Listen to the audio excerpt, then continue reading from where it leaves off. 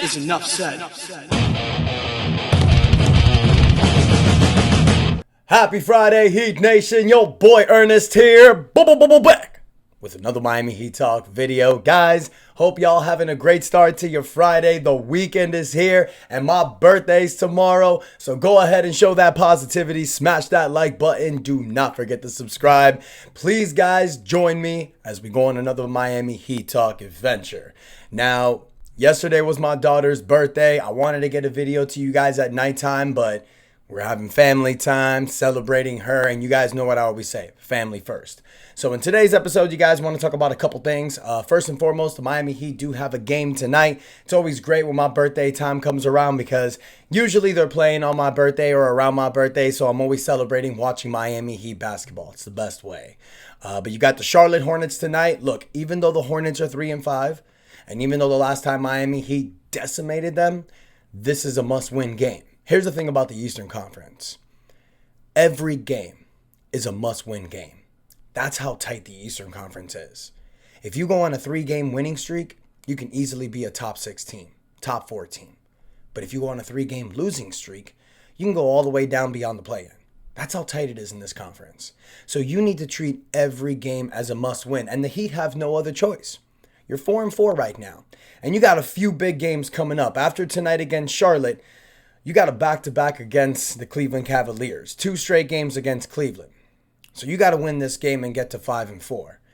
Now, the main topic I want to talk about in today's episode is Bam Adebayo. Now, as we saw, Bam Adebayo left last game with a foot injury. And we didn't really know what was happening. But it turns out that it's not that serious. We got some great news. We got a great update. It was updated that Bam Adebayo was diagnosed with a left great toe sprain. Sprained his toe. And I think it was smart for the Miami Heat not to bring him back that game where he got injured. Wasn't really a point to do that. You know, if you would have brought him back, you would have maybe caused even a further injury. So instead of Bam missing a few weeks or a few months, he's only day-to-day. Now, he's not going to be playing tonight against Charlotte, but there is a possibility where he'll be playing the next game against Cleveland. So all hands on deck, man. The Miami Heat, I mean, we got, like I said, the game against Cleveland is tomorrow. So I'm sure that's the reason why Bam's not playing tonight. He's going to take the game off, go back tomorrow, because tomorrow you got Cleveland. Cleveland is one of the best teams in the Eastern Conference, and you're going to need Bam. Tonight, the Heat can win this game. You're going to have Norman Powell. You're going to have Jaime Jaquez. You're going to have Simone Fontecchio. You know, you're going to have Davion Mitchell. You're going to have Andrew Wiggins out there. But the 2 guys that we're all really looking at is Ware and Nikola Jovic.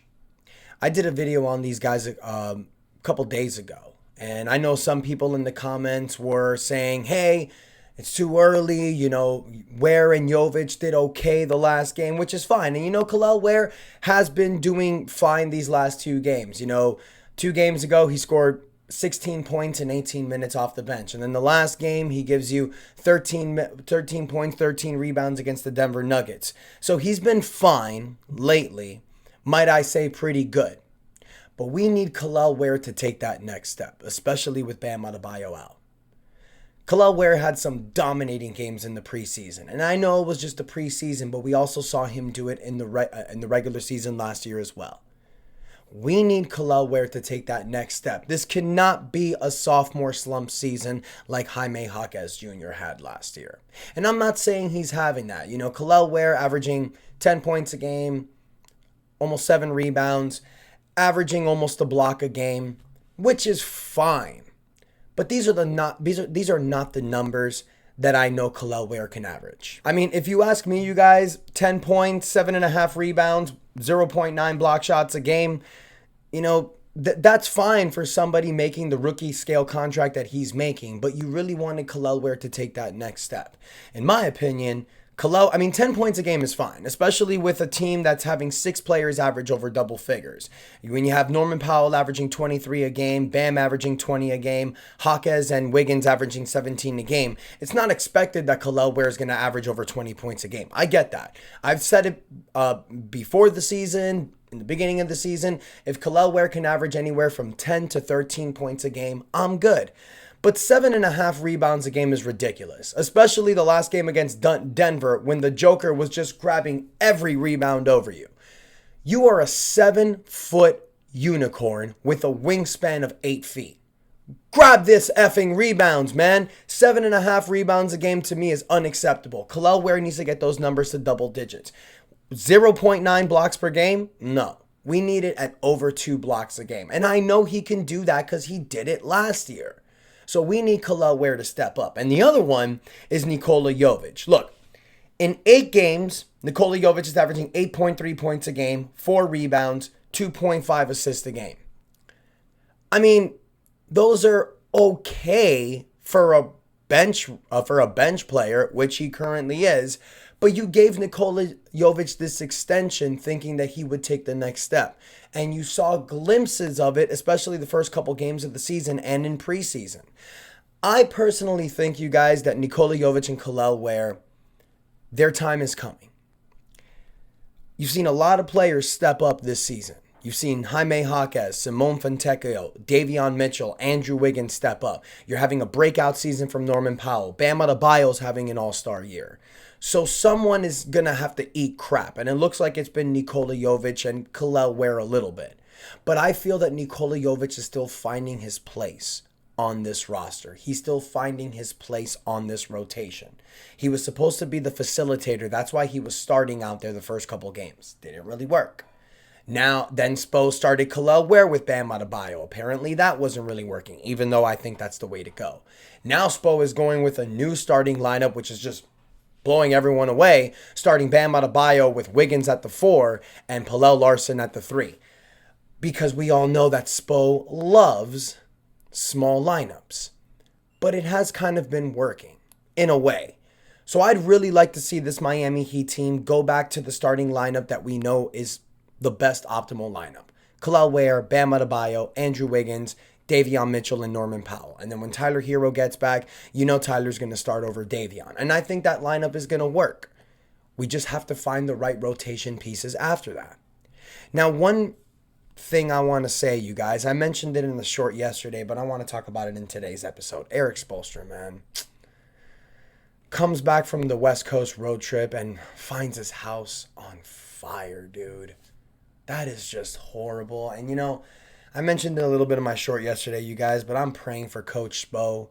You know, I feel so bad for the situation. And I know people are going to say, oh, well, you know, he got a $120 million extension. He'll be fine. Guys, it's your house. It's the place that is like your sanctuary, your safe spot. And that gets burned down in a fire. That's just horrible, man. And I got to give mad credit to Spo. I know people have knocked Spo, saying that he's not the best coach. And, you know, crazy people out there have said stuff like that. But for something like that to happen and to not take a game off, Spo's going to be there tonight coaching for the Miami Heat. Man, that's mad respect. That is mad respect. And guys, I know Spo's going through a lot. Yeah, he got that big contract, but he recently went through a divorce. This crap happened. I'm sure there's other stuff we don't even know about.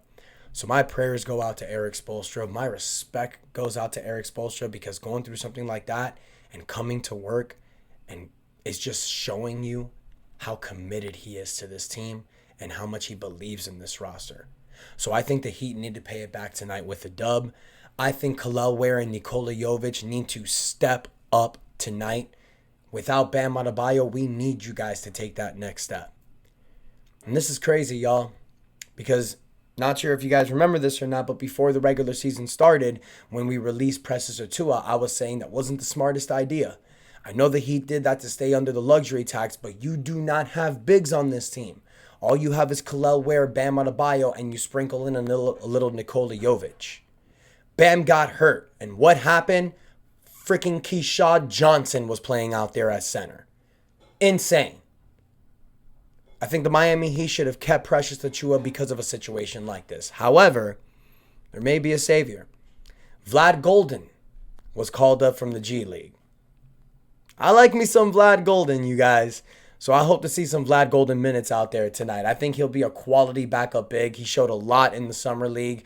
I think this kid is going to be good. So I'm excited for tonight's game, you guys. We need to continue this fast-paced offense on the Charlotte Hornets. That's a team that can score a lot on you, so you do not let up on this team. So Heat Nation, let me know what y'all think in the comments.